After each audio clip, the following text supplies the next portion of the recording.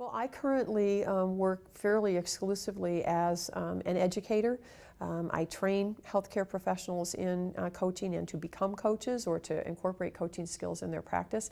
I have a great deal of interest in the foundational research base for coaching because as a recovering biochemist and a physician, I know that the way that the world perceives that it changes is as information and proof.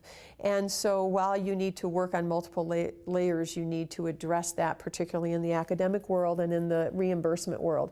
So I do and am actively working with other leaders to look for collaborative opportunities to bring some of my knowledge and expertise about coaching in that system into potential research situations and how might we evaluate it. And supporting that work and looking for funding opportunities, although I'm not actively doing the research right now myself. I do think it's really important as we think about that research base that we really keep our minds open in looking at new and creative research models. We can't limit ourselves to the idea of a randomized controlled trial necessarily the same way that you would a new drug. It really takes some creative thinking, some exploring into qualitative areas. I think it's also important that we ask not only the questions is coaching effective? Does it result in a client or an individual having a better outcome in their health? But we also need to look at the big picture of, is it cost effective?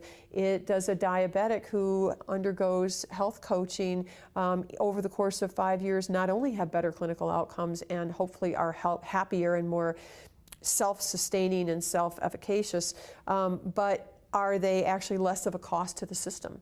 Do they take fewer medications? Do they have fewer emergency room visits?